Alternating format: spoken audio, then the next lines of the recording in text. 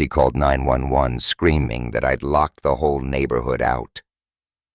10 minutes later, the sheriff was at my gate, and Karen was sobbing like I'd committed a crime. All I did was close the road, my road, that they'd abused for years. But what started with a gate ended with a federal lawsuit, drones, and a damn oil company trying to steal my ranch. Name's Colton Hayes.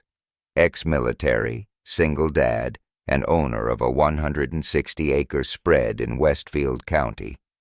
I came out here for peace, for the silence that follows hard work, for the joy of watching my kid ride his dirt bike across fields I paid for in blood, sweat, and more than a few backaches. And for 10 good years, I had it. Until they built the Briar Ridge HOA behind my property like a parasite waiting to latch on. At first, I let him use the driveway. It was a dirt path through my east field, shortcut to the main road. I figured, why not? A few cars, no big deal. But then they started treating it like a public road. Delivery trucks, teenagers drag racing, folks walking their dogs and leaving their trash. One lady even set up a lemonade stand on my land and told me I was lucky for the exposure. I asked nicely, repeatedly, "Hey, just be respectful. It's private property." But that's the thing about people like Karen Myers, the HOA president. They don't hear please. They hear pushover. Blonde bob, pastel sweater, always carrying a clipboard like it's a badge of honor. She looked me in the eye one morning and said, "Colton, honey, this road serves the community now. You should feel proud." That's when I knew we had a problem. Then came the letters. Official-looking HOA notices accusing me of negligence for not trimming weeds on their access road. Then the fake permit crew, guys digging drainage ditches along my drive. County clerk told me I was the 4th landowner to report this HOA for pulling stunts like that. So, I wrote a real letter, certified and stamped. Gave him 7 days' notice. No more passage, gate going up. The day I posted that sign, Karen showed up screaming like I'd torched her house. "You're trapping the neighborhood!" she cried, banging on my door. "My son's soccer team needs this road!" I shut the door in her face. That was the first shot in what I now call the Westfield War. They dumped trash along my fence line. Someone slashed my tractor tires. Still, I didn't flinch. I installed a black iron gate with 6-foot posts, a keypad, and a camera. Every inch was legal. I checked boundaries, permits, everything. And when I closed it that first morning, breathing clean, dust-free air, I finally felt peace again.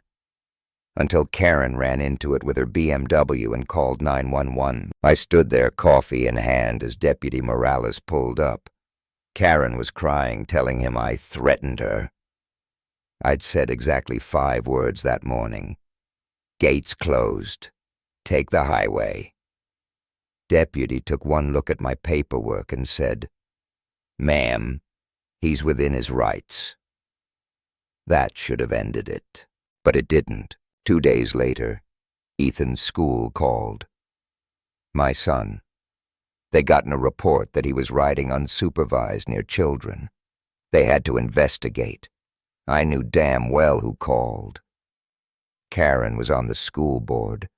She couldn't beat me with bylaws, so now she was coming after my kid. I told Ethan what was going on.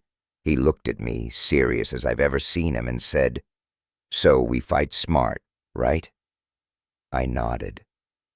That weekend, we built a fence line, wood, wire, and big red signs, private ranch, not HOA.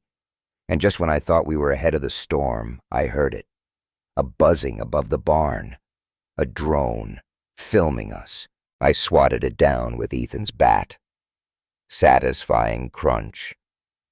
Inside the camera, Videos of our barn, our faces, my kid feeding goats. My lawyer, Kendall Morris, a tough-as-nails land rights specialist, watched the footage and said, "We're filing charges. That's stalking." The next day, I handed it to Deputy Morales. He took it seriously this time. "You've got the law on your side," he said, "but people get stupid when they lose control." No truer words. Days later, a white envelope showed up. Mandatory HOA resolution hearing at their clubhouse. I laughed so hard I nearly choked. I'd owned this land since before Briar Ridge even existed. But that night, someone tried cutting through my back fence. I caught them on camera. 2 guys in HOA shirts, one holding a saw. I filmed them as they ran, shouting, "Karen said we could."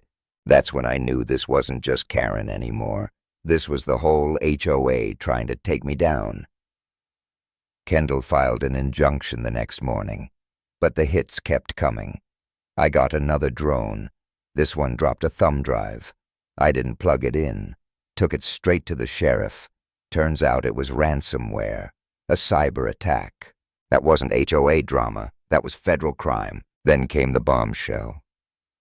One night, Ethan saw someone in our barn. I chased him, caught him in the field.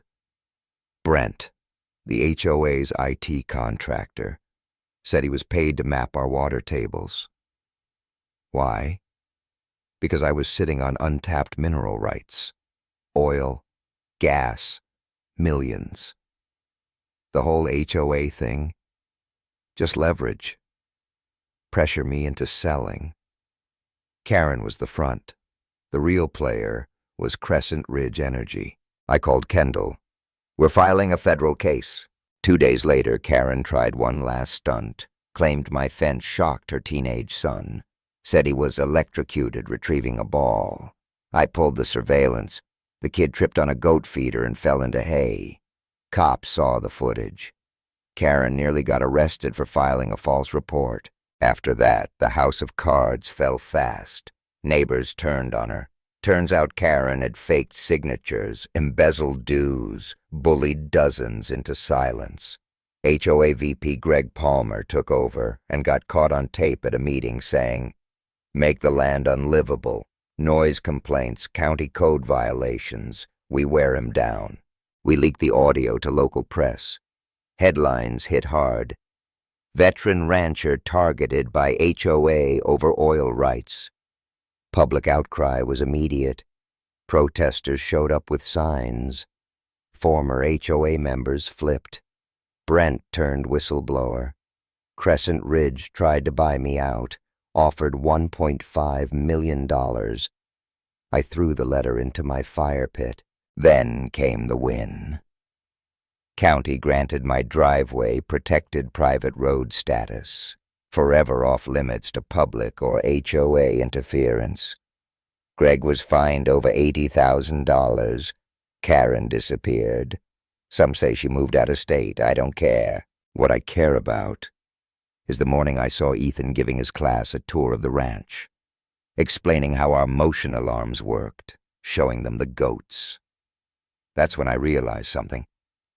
They came for my peace, but they gave me something better. Resolvi.